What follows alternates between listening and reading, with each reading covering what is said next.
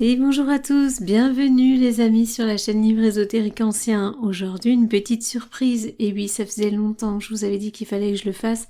La suite d'Elena Blavatsky sur la voie du silence. Je vous avoue que moi aussi j'avais envie de le lire depuis longtemps.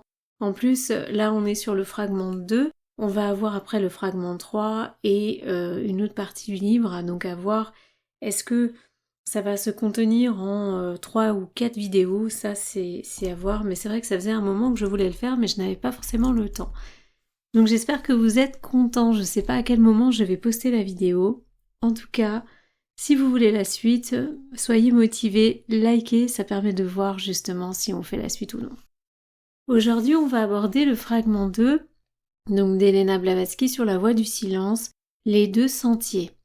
Je vous rappelle pour ceux qui arrivent sur la chaîne qu'il s'agit ici de lecture commentée. Donc si vous souhaitez ne pas avoir de commentaires, n'hésitez pas à aller voir d'autres vidéos du même style ou à vous procurer le livre tout simplement, puisque dans le livre de base, vous n'aurez pas les commentaires. Voilà, je le rappelle pour certains. Au niveau des commentaires, bien entendu, comme d'habitude, vous prenez ce qui résonne, vous laissez de côté ce qui ne résonne pas. Vous pouvez participer aussi, c'est le but de la chaîne, en mettant vos propres commentaires. Cela peut servir aussi à l'interprétation pour d'autres personnes.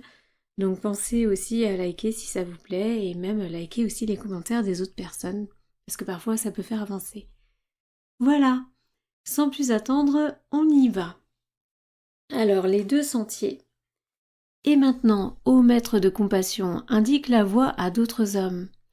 Regarde tous ceux qui, frappant pour être admis, attendent dans l'ignorance et l'obscurité de voir la porte de la douce loi s'ouvrir toute grande. Voix des candidats. Ne révéleras-tu pas la doctrine du cœur, maître de ta propre pitié? Alors, sur la doctrine du cœur, vous savez qu'Elena Blavatsky met beaucoup de petites références. Donc là, on en a une au sujet de la doctrine du cœur. Les deux écoles de la doctrine de Bouddha, l'ésotérique et l'exotérique, sont appelées respectivement doctrine du cœur et de l'œil. Bodhidharma les appelait en Chine, d'où ces noms parvinrent au Tibet, Tsungmen, entre parenthèses l'école ésotérique, et Kiao Men, entre parenthèses l'exotérique. La première est ainsi nommée parce que c'est la doctrine qui émana du cœur de Gautama Bouddha, tandis que la doctrine de l'œil fut l'œuvre de sa tête et de son cerveau. La doctrine du cœur est aussi appelée le sceau de vérité ou le vrai sceau, un symbole qu'on trouve en tête de presque toutes les œuvres ésotériques. Voilà.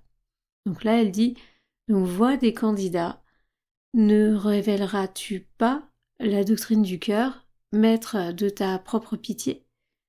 Refuseras-tu de conduire tes serviteurs sur le sentier de la libération ?» L'instructeur parle. Les sentiers sont 2, les grandes perfections 3. 6 sont les vertus qui transforment le corps en l'arbre de la connaissance. Elle nous met encore une petite note sur l'arbre de la connaissance. L'arbre de la connaissance est un titre donné par les disciples de Bodhidharma, entre parenthèses religion sagesse, à ceux qui ont atteint les hauteurs de la connaissance mystique, aux adeptes. Nagarjuna, le fondateur de l'école Madhyamika, fut appelé l'arbre dragon, le dragon étant le symbole de la sagesse et de la connaissance. L'arbre est honoré parce que c'est sous l'arbre Bodhi, entre parenthèses sagesse, que Bouddha reçut la connaissance et l'illumination, et prêcha aussi son premier sermon et mourut. Donc, les sentiers sont 2, les grandes perfections 3, 6 sont les vertus qui transforment le corps en l'arbre de la connaissance. Qui en approchera? Qui le premier y entrera? Qui le premier entrera à la doctrine entendra la doctrine des deux sentiers en un, la vérité révélée au sujet du cœur secret. La loi qui, évitant l'étude livresque, enseigne la sagesse, révèle une histoire de douleur. Là, elle nous remet une petite annotation sur le cœur secret. Le cœur secret est la doctrine ésotérique. Hélas, dire que tous les hommes possèdent Alaya sont un avec la grande dame et que, la possédant, Alaya leur sert si peu. Regarde comment, semblable à la lune, réfléchie dans les vagues tranquilles, Alaya est reflétée par le petit et par le grand. Elle se mire dans les plus minuscules atomes, mais ne réussit pas à atteindre le cœur de tous. Hélas, dire que si peu profitent de ce don, de cet inestimable bienfait d'apprendre la vérité, la perception juste des choses existantes, la connaissance du non-existant. L'élève demande « Ô maître, que dois-je faire pour atteindre la sagesse ? Ô sage, que faire pour acquérir la perfection ? Cherche les sentiers, mais ô l'anneau, aie le cœur pur avant d'entreprendre ton voyage. Avant de faire ton premier pas, apprends à distinguer le vrai du faux, le toujours éphémère et du toujours durable. Apprends par-dessus tout à séparer la science de tête de la sagesse de l'âme, la doctrine de l'œil et de celle du cœur. Oui, l'ignorance est comme un vase bouché et sans air, l'âme comme un oiseau enfermé dedans. Il ne gazouille pas, il ne peut remuer une plume, le chanteur reste muet et engourdi et meurt d'épuisement. On pourrait aussi penser ça à la roue sans arrêt où on s'oublie de plus en plus, plus la réincarnation arrive, plus on s'oublie. Cependant, l'ignorance vaut encore mieux que la science de tête sans la sagesse d'âme pour l'illuminer et la guider. Les semences de sagesse ne peuvent germer et croître dans un espace sans air. Pour vivre et moissonner l'expérience, il faut au mental de la largeur et de la profondeur, et des pointes pour l'attirer vers l'âme diamant. Alors l'âme diamant, elle met, donc c'est le Vajrasattva, le titre du suprême Bouddha, le seigneur de tous les mystères, appelé Vajradhara et Adi Bouddha.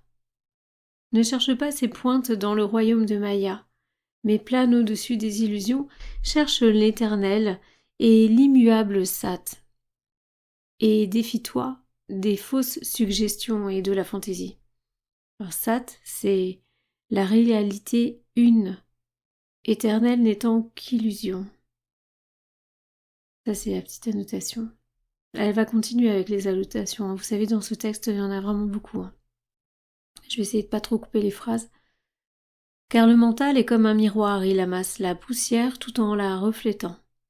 Alors il amasse la poussière tout en reflétant. Et elle remet une annotation, la doctrine de Shen Xiu enseigne que l'esprit humain est comme un miroir qui attire et reflète chaque atome de poussière, et doit, comme un miroir, être surveillé et épousseté chaque jour.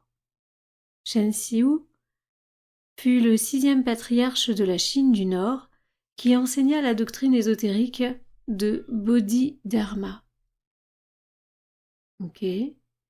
Il faut la douce brise de la sagesse d'âme pour enlever la poussière de nos illusions. Cherche aux débutants à fusionner ton mental et ton âme. Évite l'ignorance et évite de même l'illusion. Détourne ta face des déceptions du monde, méfie-toi de tes sens, ils sont faux. Mais dans ton corps tabernacle, de tes sensations, cherche l'homme éternel. Alors, cherche l'homme éternel dans l'impersonnel. Et t'étant mis à sa recherche, regardant dedans, tu es Bouddha. Alors là, elle va nous mettre 2 petites choses. Pour l'homme éternel, elle nous met l'ego réincarnant est appelé par les bouddhistes du Nord l'homme réel, qui uni à son soi supérieur devient Bouddha. Et ensuite, elle nous met Bouddha veut dire illuminé. On continue la lecture. Évite le louange ô dévot, la louange conduit à l'illusion de soi-même. Ton corps n'est pas le soi, ton soi est en lui-même son corps, et ni la louange ni le blâme ne l'affectent. La congratulation de soi-même ô disciple est comme une tour élevée sur laquelle est monté un sot arrogant. Là, assis dans sa hautaine solitude, il n'est aperçu de nul autre que de lui-même. La fausse science est rejetée par le sage et dispersée au vent par la bonne loi dont la roue tourne pour tous. Pour l'humble et le fier, la doctrine de l'œil et pour la foule, la doctrine du cœur pour les élus. Donc la doctrine de l'œil est pour la foule, la doctrine du cœur pour les élus. Les premiers répètent avec orgueil « Voyez, je sais ».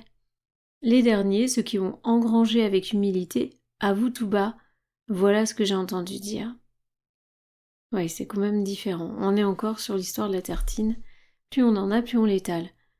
Alors, sur la partie justement « Voilà ce que j'ai entendu dire », elle met formule qui précède ordinairement les écritures bouddhistes, signifiant ce qui a été recueilli par la tradition orale directe de Bouddha et des Aras. On continue. Grand crible est le nom de la doctrine du cœur aux disciples.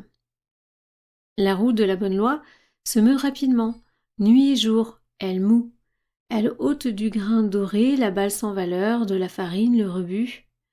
La main de karma guide la roue. Les révolutions marquent les battements du cœur karmique. La vraie connaissance est la farine, la fausse science est la balle.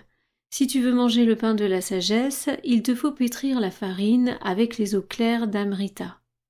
Alors là, elle met l'immortalité pour Amrita. Mais si tu pétris de la balle avec la rosée de Maya, tu ne pourras que créer de la nourriture pour les noires tourterelles de la mort, les oiseaux de la naissance, de la décrépitude et de la douleur. Si l'on te dit que pour devenir Artha, tu dois cesser d'aimer tous les êtres, dis-leur qu'ils mentent. Si l'on te dit que pour gagner la libération tu dois haïr ta mère et te détourner de ton fils, désavouer ton père et l'appeler chef de famille, renoncer à toute pitié pour l'homme et la bête, dis-leur que leur langue est fausse. Alors là, elle nous met encore une annotation. Pour le chef de famille, elle met Ratapala, le grand Tara, interpelle ainsi son père dans la légende appelée Ratapala Sustrasam.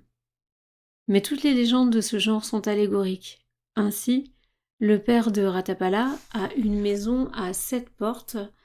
De là, le reproche fait à ceux qui les acceptent à la lettre. Asset Braham, ça ce sera pour après. Ce sont là les enseignements de Tirtika, voilà, Asset Braham, des incrédules. S'ils t'enseignent que le péché naît de l'action et le bonheur de l'inaction absolue, dis-leur qu'ils se trompent. La suspension de l'action humaine, la délivrance du mental de son esclavage, par la cessation du péché et des fautes, ne sont pas pour les égaux d'Eva. Ainsi le déclare la doctrine du cœur. Elle met énormément d'annotations.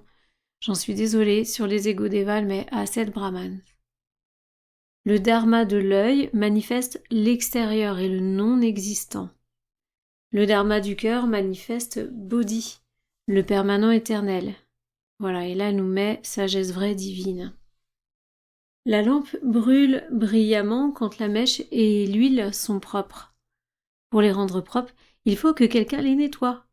La flamme ne sent pas l'opération du nettoyage. Les branches d'un arbre sont secouées par le vent, le tronc demeure immobile. L'une et l'autre, l'action comme l'inaction, peuvent trouver place en toi. Ton corps agité, ton mental tranquille, ton âme limpide comme un lac de montagne. Veux-tu devenir un yogi du cercle du temps? Mais Kala Chakra. Alors, Olanu, ne crois pas que s'asseoir dans les forêts sombres, dans une hautaine réclusion et à l'écart des hommes, ne crois pas que vivre de racines et de plantes, qu'étancher sa soif avec la neige de la grande chaîne, ne crois pas au dévot que cela te conduira au but de libération finale. Alors ça, à bon entendeur, ça c'est très très intéressant, parce que voilà, c'est pas parce qu'on vit reclus, vous voyez, on avait abordé à un moment dans Eliphas Lévy le fait que on mettait certaines personnes qui étaient malades ou qui avaient besoin d'initiation, on les enfermait dans une grotte spécifique avec des psychotropes. Et au final, soi-disant pour augmenter l'initiation, puis on peut pas dire que ça leur faisait du bien. Donc là, on voit clairement quelque chose d'intéressant. Ne crois pas que briser tes os, déchirer ta chair et tes muscles t'unissent à ton soi silencieux. Ne crois pas que lorsque les péchés de ta forme grossière sont vaincus, aux victimes de tes ombres, ton devoir soit terminé envers la nature et envers l'homme. Et si ça c'est pas une leçon aussi, donc là elle met le soi supérieur à un 7e principe. Les bénis ont dédaigné ces pratiques. Le lion de la loi, le Seigneur de miséricorde, percevant la vraie cause de la douleur humaine, abandonna immédiatement le doux mais égoïste repos des tranquilles lieux sauvages. Dharanyaka nous met un ermite qui se retire dans la jungle et vit dans une forêt quand il devient yogi.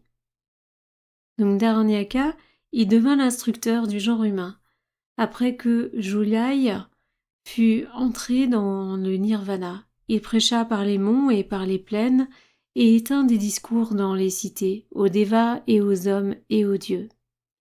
Alors, elle nous a mis c'est Julai, nom chinois de Tathagata, titre appliqué à chaque Bouddha. Et ensuite, elle nous met pour les dieux, toutes les traditions du nord et du sud s'accordent à montrer Bouddha quittant sa solitude dès qu'il eut résolu le problème de la vie, c'est-à-dire reçu l'illumination intérieure, et donnant ses enseignements publiquement aux hommes. Ensuite, sème des actes aimables et tu cueilleras leurs fruits. L'omission d'un acte miséricordieux devient une commission de péché mortel. Donc en gros, faut toujours faire le bien autour de soi. C'est ce qu'ils disent. Ainsi parle le sage. T'abstiendras-tu d'agir? Ce n'est pas ainsi que ton âme obtiendra sa liberté. Pour atteindre Nirvana, on doit atteindre la soi-connaissance. Et c'est d'actes aimables que la soi-connaissance est l'enfant. Sois patient, candidat, comme celui qui ne craint pas l'échec, qui ne courtise pas le succès. Fixe le regard de ton âme sur l'étoile dont tu es un rayon. Oui, en gros, faut vivre les choses, faut pas chercher à atteindre un but. Et là, elle va nous mettre, d'après la doctrine ésotérique, chaque ego spirituel est un rayon d'un esprit planétaire. Donc, fixe le regard de ton âme sur l'étoile dont tu es un rayon, l'étoile flamboyante qui brille dans les profondeurs sans lumière du toujours être, dans les champs sans bornes de l'inconnu. Sois persévérant comme quelqu'un qui dure à jamais. Tes ombres vivent et s'évanouissent. Ce qui en toi vivra toujours, ce qui en toi connaît, car c'est la connaissance, n'est point de cette vie fuyante. C'est l'homme qui a été, qui est et qui sera, pour qui l'heure ne sonnera jamais. Un petit peu sur l'éternel, toujours. Alors elle nous met les personnalités ou corps physiques, les ombres sont éphémères. Et ensuite le mental, mana, principe pensant ou ego de l'homme, est relié à la connaissance même parce que les égos humains sont manasa putra, les fils du mental. On continue. Si tu veux moissonner la douce paix et le repos, disciple, ensemence avec les graines du mérite, les champs des foisons des moissons futures, accepte les douleurs de la naissance. Recule-toi du soleil dans l'ombre pour faire plus de place aux autres. Les larmes qui arrosent le sol desséché de la peine et de la douleur produisent les fleurs et les fruits de la rétribution karmique. Bon, ça, j'ai des petits doutes de titre personnel. Au-dessus de cette fournaise de la vie humaine et de sa fumée noire s'élèvent des flammes ailées, des flammes purifiées qui, prenant leur essor sous l'œil karmique, finissent par tisser l'étoffe glorieuse des 3 vêtements du sentier. Ces vêtements sont Nirmanakaya, Sambhogakaya et Dharmakaya, robe sublime. La robe Shana peut, il est vrai, gagner la lumière éternelle. La robe Shana suffit à donner le nirvana de destruction, elle arrête la renaissance. Mais l'anu, elle tue aussi la compassion. Alors là, elle met robe Shana de Shanavasin et Rajagriha, le 3e grand arat, ou patriarche comme les orientalistes appellent la hiérarchie des 33 arats, qui répandirent le bouddhisme. Robe Shana veut dire, par métaphore, l'acquisition de la sagesse avec laquelle on entre au nirvana de destruction. Entre parenthèses, de la personnalité. Littéralement la robe d'initiation des néophytes, Etkin déclare que ce vêtement d'herbe fut importé du Tibet en Chine sous la dynastie de Tang. La légende chinoise et la légende tibétaine disent que lorsque naît un hareng, on trouve cette plante poussant dans un lieu pur. Ok. Alors, hareng ou haran? C'est A-R-H-A-N. On continue. Les Bouddhas parfaits, une fois vêtus de la gloire Dharmakaya, ne peuvent plus aider au salut de l'homme.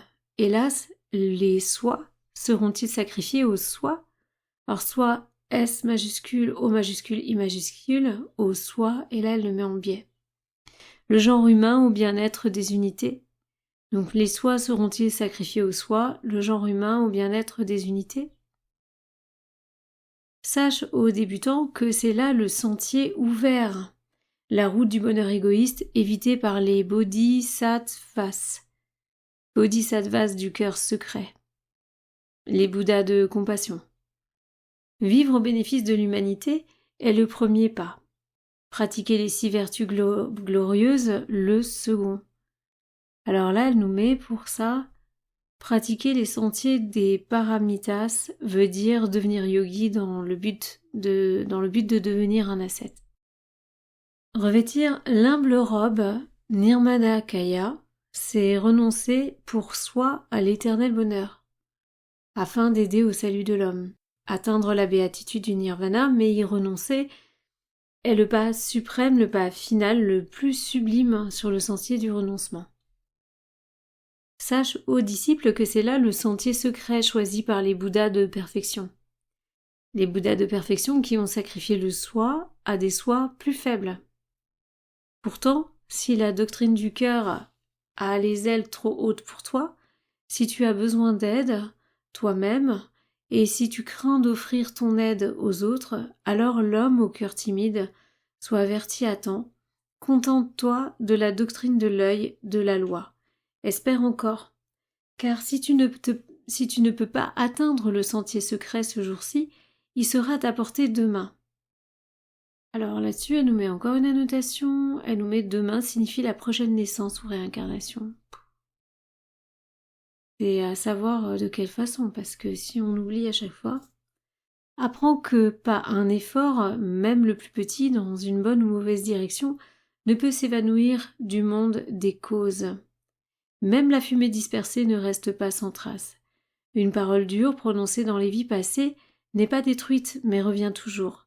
Le poivrier ne redonnera pas de rose, et l'étoile argentée du jasmin parfumé ne se chargera pas en ronces ni en charbon. Alors, là, elle remet autre chose et je voudrais réagir là-dessus. On va juste finir le petit paragraphe juste après parce que, justement, on touche un sujet. Tu peux créer en ce jour tes chances pour ton lendemain, dans le grand voyage.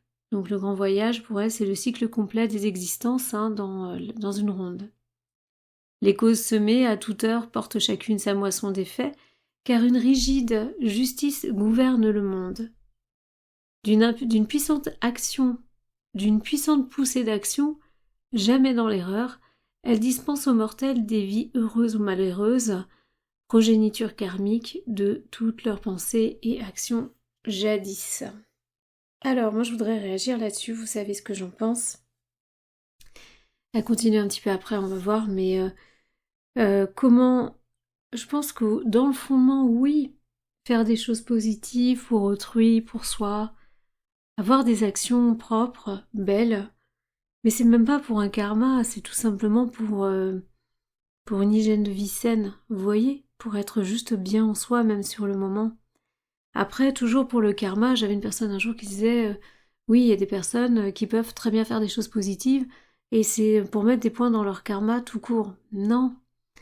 Après, ça fait partie aussi d'une logique de vie, et le fait aussi d'avoir la conscience, on en avait parlé déjà dans, je sais plus dans quel texte, c'était peut-être dans Papus, Magie et Hypnose, avoir la conscience claire, être en accord avec sa propre conscience, être zen Et se dire, ok, là j'ai bien fait, là j'ai mal fait. Puis c'est toujours gratifiant d'aider quelqu'un, c'est toujours gratifiant de pas dans le sens d'ego, dans le sens ça fait du bien de pouvoir faire plaisir, de se rendre utile, ça aussi. Donc ça c'est une première chose. Après sur le karma, moi j'ai un peu de souci parce que on est dans un monde qui n'est pas simple, donc garder effectivement une hygiène de vie, comme je viens d'en parler, ok. Mais après, pouvoir dire oui, bah alors une parole dure dans une vie, elle va rester, bah ok, mais on s'en rappelle pas, et peut-être qu'aujourd'hui, avec la vie qu'on a, au contraire, on est peut-être différent. Et ça, c'est quelque chose de compliqué, c'est-à-dire que si on se souvenait, on aurait enregistré la situation. Et on pourrait peut-être y remédier maintenant, sauf qu'on repart sans arrêt, sans ces mémoires, donc on repart à zéro. Et c'est-à-dire aussi qu'on a...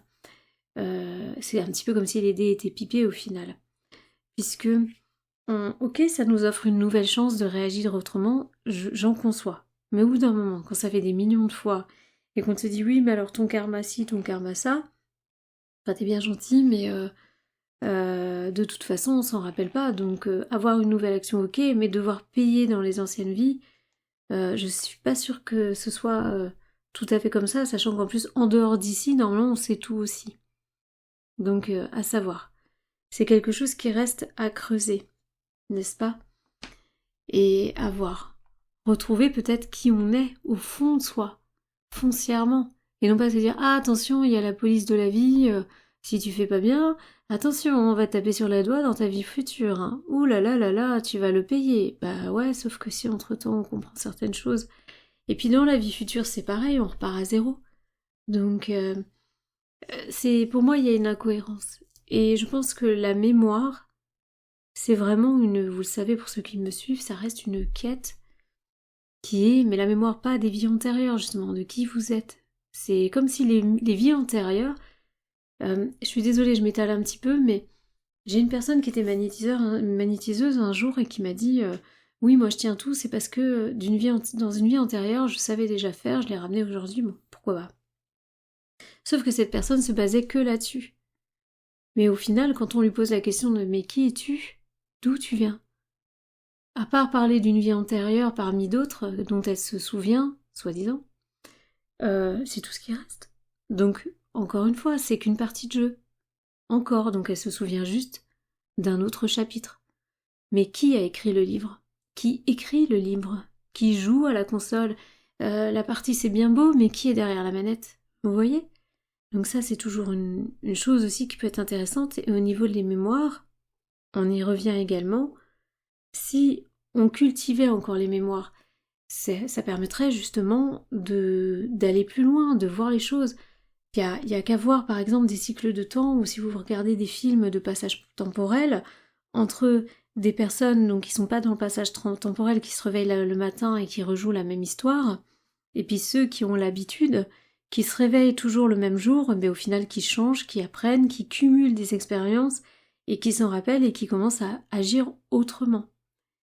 Parce que tous les matins, elles se réveillent dans la même situation, le même jour, la même heure, et tout recommence. Et là, effectivement, là, on peut commencer à accumuler la mémoire, là, on peut commencer à tester des choses, là, on peut commencer à comprendre, on peut tester tel ou tel principe, tel ou tel comportement. Et là, effectivement, on peut caler en fonction de ce que le monde qui nous entoure, la façon dont ça va agir. Et c'est sûr qu'on va aller beaucoup plus loin.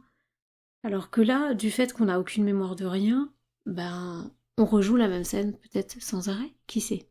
On ne sait pas. Je vais plus loin, mes excuses pour cette longue aparté, mais mettez-vous tous cette réflexion quand même en tête, et s'il y en a qui veulent parler un petit peu, n'hésitez pas, vous pouvez m'écrire directement, laisser des commentaires. Comme je le dis toujours, on reste dans le respect. Je peux me tromper également, je peux ne pas avoir tous les éléments non plus, et surtout, soyez discrets aussi en ce qui concerne les commentaires. Voilà, pour ceux à qui ça parle, vous saurez de quoi je parle. Ô toi au cœur patient, prends donc tout ce que le mérite a en réserve pour toi. Aie bon espoir, et sois content du destin. Tel est ton karma, le karma du cycle de tes naissances, la destinée de ceux qui, dans leur peine et leur douleur, sont nés en même temps que toi, se réjouissent et pleurent de vie en vie, enchaînés de tes actions précédentes. Bon. Ça, c'est pareil, hein. Moi, j'ai comme l'impression que ça reste une police du système. Vous voyez que si on vous dit ça, bah, ça permet en fin de compte de forcément bien agir parce que attention, tu vas payer demain, quoi. Agis pour eux aujourd'hui. Ils agiront pour toi demain. Donc en gros, de l'investissement, quoi. Tu payes maintenant et tu reçois demain. Bon, Après, dans la vie du quotidien, je dis pas, hein, je suis pas fermée sur la vie de tous les jours, hein. C'est du bourgeon du renoncement au soi que jaillit le doux fruit de la libération finale. Alors la libération finale, il faut savoir de quoi elle parle. Il est condamné à périr, celui qui par crainte de Mara s'abstient d'aider l'homme de peur d'agir pour soi. Le pèlerin qui voudrait rafraîchir ses membres fatigués dans les eaux courantes, mais qui n'ose s'y plonger par effroi du courant, risque de succomber à la chaleur. L'inaction, basée sur la crainte égoïste, ne peut produire que du mauvais fruit. Le dévot égoïste vit sans but. L'homme qui n'accomplit pas la tâche à lui assignée dans la vie a vécu en vain. Le dévot égoïste donc vit sans but. L'homme qui n'accomplit pas la tâche à lui assignée dans la vie. Ah oui, qui n'accomplit pas la tâche à lui assignée dans la vie, a vécu en vain. Bon, qui fait pas sa mission de vie, entre guillemets, si on peut prendre ce terme, et qui reste très new age, a vécu en vain. Donc s'il fait pas ce qu'il doit faire, en gros, bah, il a vécu tout ça pour rien. Suis la roue de la vie, suis la roue du devoir envers race et famille, amis et ennemis, et ferme ton esprit au plaisir comme à la peine, épuise la loi de rétribution karmique. Gagne des siddhis pour ta future naissance. Ouais, c'est l'investissement toujours. Si tu ne peux être soleil, sois alors l'humble planète. Oui, si tu es empêché de flamboyer comme le soleil de midi sur la montagne coiffée de neige de l'éternelle pureté, choisis alors aux néophytes une plus humble carrière. Indique la voie, même faiblement et perdue dans la foule, comme fait l'étoile du soir à ceux qui suivent leur chemin dans l'obscurité. Regarde Migmar, alors Migmar c'est Mars pour elle, alors qu'à travers ses voiles cramoisis, son œil passe rapidement sur la terre assoupie, regarde l'aura flamboyante de la main de l'Agpa, alors c'est Mercure là, étendue avec un amour protecteur sur la tête de ses ascètes. Tous deux sont maintenant les serviteurs de Nima. Nima, le soleil dans l'astrologie tibétaine, Migmar ou Mars a pour symbole un œil et l'Agpa ou Mercure une main. Donc, tous deux sont maintenant les serviteurs de Nima, donc le soleil laissé en son absence, pour veiller silencieusement dans la nuit. Pourtant, tous deux, dans les kalpas passés, étaient de brillants Nima, donc soleil, et pourront dans des jours futurs redevenir deux soleils. Tels sont les hauts et les bas de la loi karmique dans la nature. Olanu, sois comme eux, éclaire et réconforte le pèlerin en peine, et cherche celui qui sait encore moins que toi. Celui qui s'assied, abattu par la désolation, affamé du pain de sagesse, autant que du pain qui nourrit l'ombre. Sans instructeur, sans espoir, sans consolation, et fais-lui entendre la loi.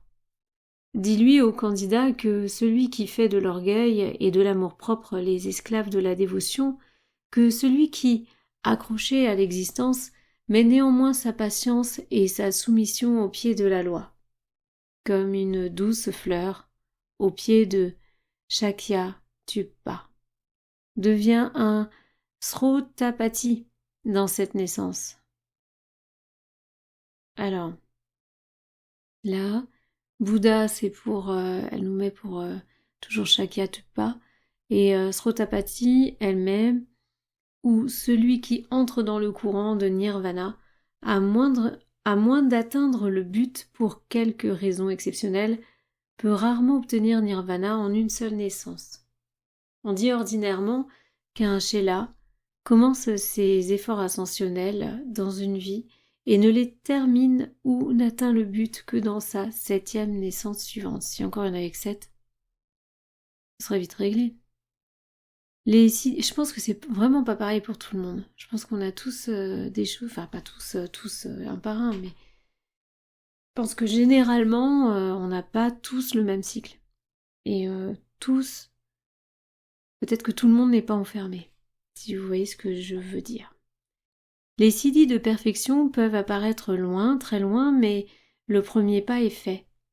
Il est entré dans le courant et il peut acquérir la vue de l'aigle de montagne, l'ouïe de la timide daine. C'est pas évident à lire, les amis, je m'en excuse, j'espère que vous arrivez à suivre. Dis-lui au aspirant que la vraie dévotion peut lui ramener la connaissance, cette connaissance qui était la sienne dans ses incarnations passées. La vue d'Eva et l'ouïe d'Eva ne sont pas obtenus en une seule et courte vie. Sois humble si tu veux atteindre la sagesse. Sois plus humble encore quand tu te seras rendu maître de la sagesse. Sois comme l'océan qui reçoit tous les ruisseaux et toutes les rivières. Le calme puissant immuable, il ne les ressent pas. Le calme puissant immuable, il ne les ressent pas. Excusez-moi, je suis un petit peu fatiguée. Contiens ton soi inférieur par ton soi divin. Contiens le divin par l'éternel. Oui, grand est celui qui est le meurtrier du désir. Encore plus grand celui en qui le soi divin a tué jusqu'à la connaissance du désir. Surveille l'inférieur de peur qui ne souille le supérieur. La voie de la liberté finale est au-dedans de ton soi. Oh, ça c'est super important. Il y a deux choses là qui, moi, me surveillent l'inférieur de peur qu'il ne souille le supérieur. Surveille l'inférieur de peur qu'il ne souille le supérieur. Ok, bon, ça à la limite. Le supérieur, ça restera toujours le supérieur. C'est plutôt l'inverse, c'est le supérieur qui va plutôt aider l'inférieur. L'inférieur, de toute façon, il va pas bien, donc... La voie de la liberté finale est au-dedans de ton soi. Vous avez vu ça vient souvent dans les bouquins, on revoit tout le temps, quel que soit l'auteur, le fait que la sortie est à l'intérieur. On continue. Cette voie commence et finit en dehors de soi. Non, elle a dit l'inverse. La voie de la liberté finale est au-dedans de ton soi. Ah oui, grand majuscule, soi, comme l'âme supérieure, et cette voie commence et finit en dehors de soi, le petit soi. Alors attendez, elle nous met une petite annotation, c'est-à-dire du soi personnel inférieur. C'est tout à fait ça, le petit soi.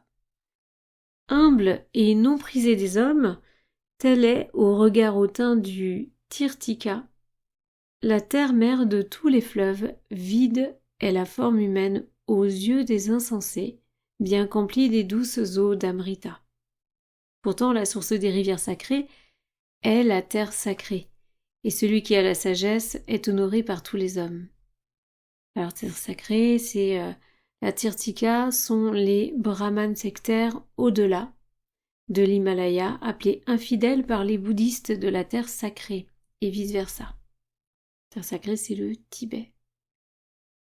D'accord? Alors attendez, il faut que je retrouve Voilà. Les Aranes, alors c'est Aran ou Aran, je sais pas comment on dit, et les sages à la vision infinie sont rares comme la fleur de l'arbre d'Udumbara. Les Arans naissent à l'heure de minuit, en même temps que la plante sacrée aux 9 dés et 7 tiges. Alors, la sainte fleur qui s'ouvre et s'épanouit dans les ténèbres sous la pure rosée et sur le lit glacé des hauteurs coiffées de neige, hauteurs jamais foulées par les pieds de pêcheurs. Bon, sur la vision infinie, elle nous remet la vision infinie aux vues psychiques surhumaines, on accorde à l'Aran la faculté de voir et de savoir tout à distance aussi bien que sur place. On est un peu dans la vision à distance. Mais j'ai l'impression que c'est encore supérieur à ça. Et après, tout à l'heure, quand on a parlé aussi de la plante, la fameuse plante sacrée aux 9 et 7 tiges, là, elle dit qu'il s'agit de la plante Shana. Shana. Aucun Haran au Lanu ne devient tel dans l'incarnation ou pour la première fois l'âme commence à aspirer vers la libération finale. Pourtant, ô toi impatient, à aucun guerrier s'offrant volontairement pour combattre dans l'ardente lutte entre les vivants et les morts, à aucune recrue ne peut jamais être refusé le droit d'entrer dans le sentier qui mène vers le champ de bataille. Car il doit vaincre ou succomber. S'il est vainqueur, Nirvana sera à lui. Avant qu'il ne rejette son ombre de sa dépouille mortelle, cette cause féconde de l'angoisse et de la douleur sans limite. En lui, les hommes honoreront un grand et saint Bouddha. Ouais. Et s'il succombe, alors même il ne succombera pas en vain. Les ennemis qu'il aura tués dans sa dernière bataille ne reviendront pas à la vie dans sa prochaine réincarnation. Bon. Attendez, on va lire ça. Parce que là, il doit vaincre avant de succomber. S'il est vainqueur, Nirvana sera lui, avant qu'il ne rejette son ombre de sa dépouille mortelle. Cette cause féconde de l'angoisse et de la douleur sans limite, en lui les hommes honoreront un grand et saint Bouddha. Et s'il succombe, alors même il ne succombera pas en vain, puisque les ennemis qu'il aura tués dans sa dernière bataille ne reviendront pas à la vie dans sa prochaine incarnation. Bébé. Mais si tu veux atteindre Nirvana ou rejeter le prix, que le fruit de l'action et de l'inaction ne soit pas ton motif. Homme au cœur indomptable. Alors, rejeter le prix, qu'est-ce qu'elle veut dire?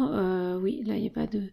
Si tu veux atteindre ou rejeter le prix, que le fruit de l'action ou de l'inaction ne soit pas ton motif. Ok. Sache que le Bodhisattva, qui échange la libération pour le renoncement afin de se vêtir des misères de la vie secrète, est appelé 3 fois honoré. Ô candidat de la douleur à travers les cycles. Alors, vie secrète, elle nous remet une petite annotation. Elle met la vie secrète est la vie d'un Nirmanakaya. Le sentier est un disciple, et pourtant à la fin il est double. Ses étapes sont marquées par 4 et 7 portails. À une extrémité, bonheur immédiat, à l'autre, bonheur différé. Tous deux sont la récompense du mérite. Le choix est entre tes mains. L'un devient les deux, l'ouvert et le secret. Le premier conduit au but et le second à l'immolation de soi.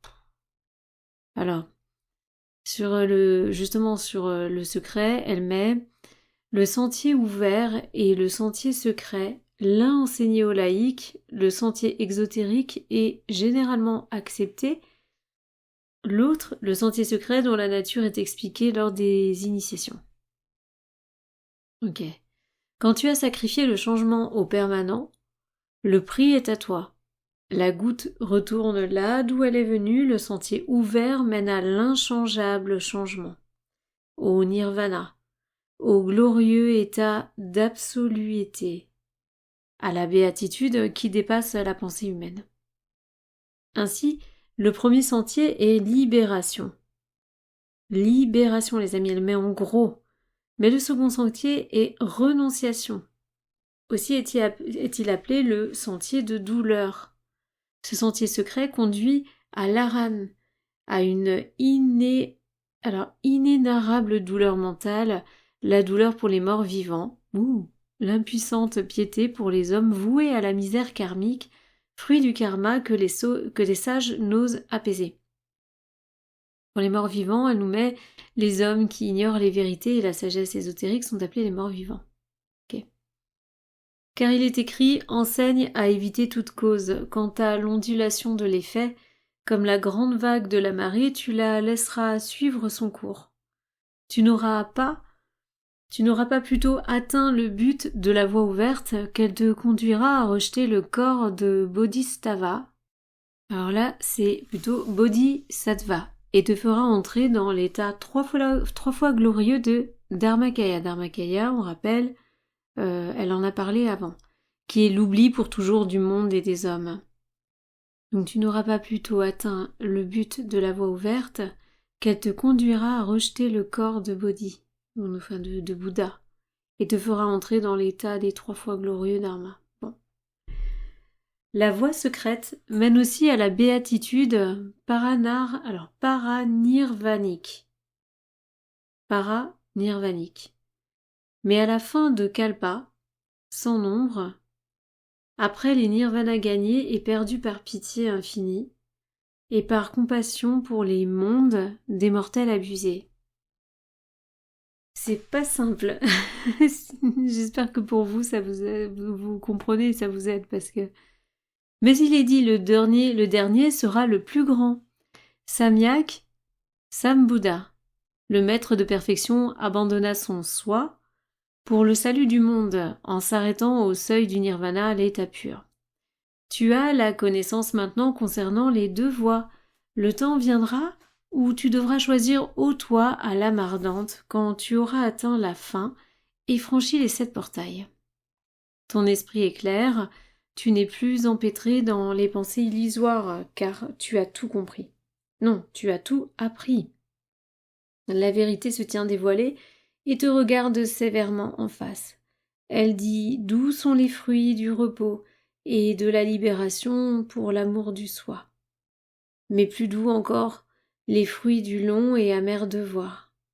Oui, le renoncement pour l'amour des autres, pour l'amour des frères en humanité qui souffre. Celui qui devient un pratyeka Bouddha ne fait sa soumission qu'à son soi. Le bodhisattva qui a gagné la bataille et qui tient le prix dans la paume de sa main, dit cependant dans sa divine compassion: pour l'amour d'autrui, j'abandonne cette grande récompense et accomplis le plus grand renoncement. Ça peut peut-être dire aussi, en gros, quand on te propose de partir, tu dis non, je vais quand même revenir pour aider les autres, quoi. Un sauveur du monde, voilà ce qu'il est. Là, ça, elle écrit en gros. Regarde, le but de béatitude et le long sentier de la souffrance sont là-bas, dans le lointain. Tu peux choisir l'un ou l'autre, ô aspirant à la douleur, dans les cycles à venir. Là, on a Om, Vajrapani Om. Vajrapani Om. Alors là, moi, pour les mantras, c'est un petit peu plus difficile quand ils sont longs comme ça. Alors, elle nous met quand même, pour le Pratyeka Bouddha, elle nous met les Pratyeka Bouddha sont les bodhisattvas, j'ai vraiment du mal avec celui-là, qui s'efforcent d'obtenir et souvent après une série de vies obtiennent la robe Dharmakaya. Ne se souciant pas des misères de l'humanité ou de l'aider, mais seulement de leur propre félicité. Ils entrent dans le nirvana et disparaissent de la vue et du cœur des hommes.